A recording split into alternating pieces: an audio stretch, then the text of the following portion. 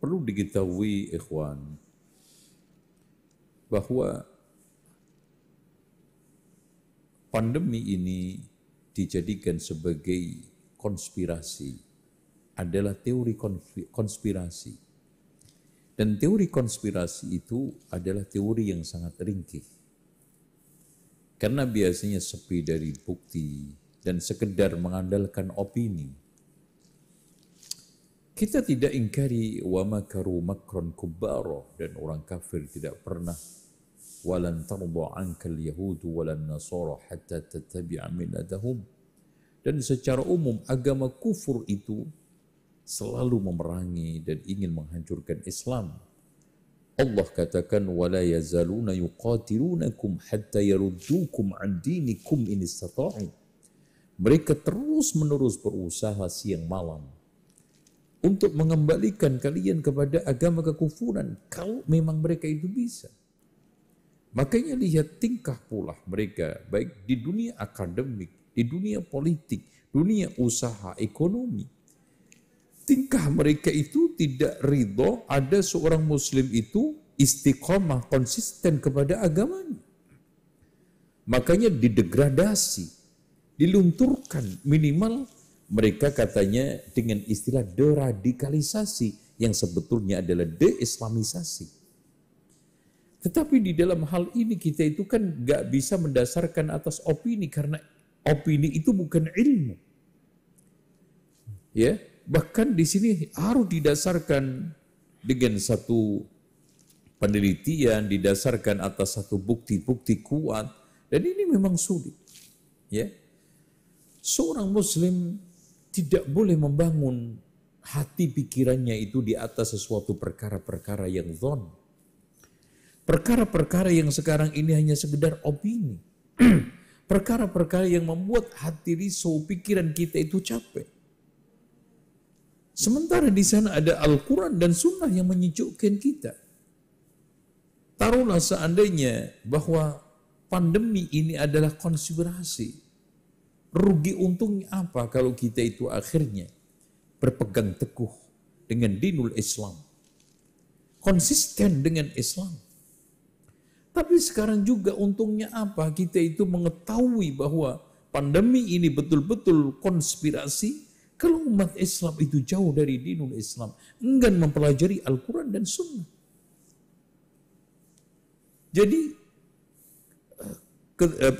pengetahuan seorang muslim terhadap konspirasi ini tidak menambah, mengurangi. Bahkan yang menyebabkan, yang menjadi sumber penyimpangan kesesatan umat Islam itu kata Allah, kata Rasulullah apa? Jauhnya dari Al-Quran dan Sunnah.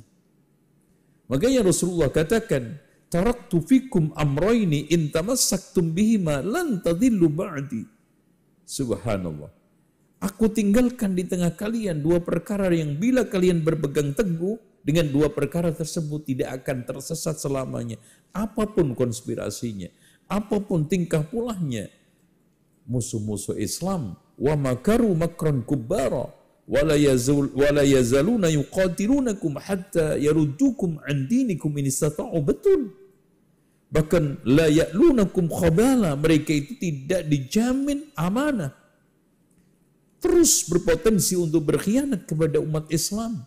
Tetapi buat kita sekarang adalah taraktukum 'alal mithlil bayda.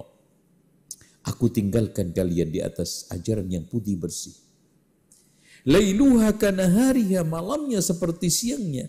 La yazighu anha ba'di illa halikun.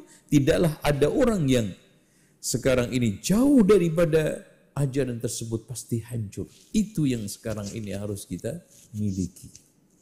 Makanya Rasulullah SAW katakan di dalam hadis yang mulia, ya, idza taraktum al-jihad, jika kalian meninggalkan jihad, idza tabaya'tum bil-'inah, jika kalian sekarang sibuk dengan jual beli inah, wastaghaltum biz-zar'i, dan sibuk cocok tanam, wa akhadtum bi adnabil baqar, ya, memegang ekor-ekor sapi, maksudnya beternak, berniaga, Wa taraktumul jihad, kalian tinggalkan jihad, kalian tinggalkan Islam. Illa sallallahu alaikum aduwan, Allah akan dzullan, Allah akan kuasakan di tengah kalian kehinaan. La yarji'u anhu la yanzi'u anha illa ba'di hatta tarji'u ila dinikum. Ya. Jadi Allah tidak akan mengambilnya. Allah tidak akan mengangkatnya dari umat ini hatta tarji'u ila dinikum, sampai kalian itu kembali kepada agama kalian. Itu. Jadi illa sallallahu alaikum dhullan, Allah tidak akan mengangkat kehinaan tersebut sampai kita itu kembali kepada dinul Islam. Itu yang penting, ikhwan. Kalau sekarang kita itu bergelimang dengan kesyirikan,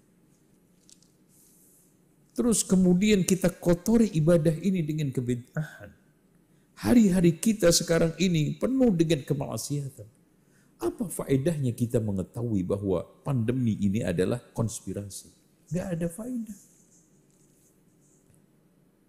Dengan demikian, alladzina amanu wa lam yalbisu imanahum bidzulmin ulaika lahumul amnu wa hum muhtadun. Subhanallah. Jadi keamanan dan hidayah itu kita dapat bukan karena kita mengetahui pandemi ini konspirasi atau tidak. Tetapi kata Allah, alladzina amanu, orang yang beriman, walam yalbisu imanahum, tidak mengotori keimanannya itu bidzulmin, dengan kezaliman yang tidak lain adalah syirik. Karena Allah di dalam ayat yang lainnya mengatakan, inna syirka la zulmun adzim, ulaika lahumul aman. Masya Allah, keamanan kita dapat. Wahum muhtadun. Itu yang harus kita miliki, itu yang harus kita kuatkan.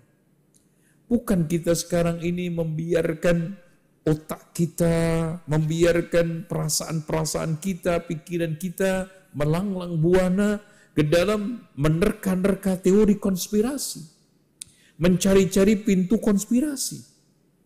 Tetapi bagaimana otak kita ini kita peras, pikiran kita kuras untuk mempelajari Al-Quran dan Sunnah, kembali kepada dinul Islam. Karena yang membuat umat ini terhina, kata Rasulullah sallallahu alaihi wasallam, yushiku an tada'alikumul umam kama tada'al akalatu ala qas'atiha. Umat ini akan meroyok kalian seperti orang royokan makanan dari tempatnya.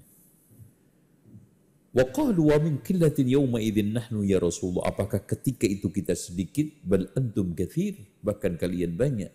Walakinnakum wutha'un kawdha'i sail, tapi kalian nilainya, kualitasnya seperti buih, seperti sampah banjir. Wala yanzi'annallahu min suduri aduwikumul mahabah. Allah akan tarik dari dada-dada musuh kalian itu rasa takut. Wala yaqdifannallahu ta'ala fi qulubikumul wahna, dan Allah timpakan ke dalam hati kalian adalah penyakit wahn. Rasulullah ditanya, wa qala qailun wa mal wahnu, apa itu wahn ya Rasulullah? Hubbud dunya wa karahiyatul maut, cinta dunia dan benci mati. Inilah ya ikhwan yang membuat umat ini rendah, terhina, kalah di dalam percaturan dan persaingan global sekarang. Itu yang harus kita miliki. Wallahu a'lam bishawab.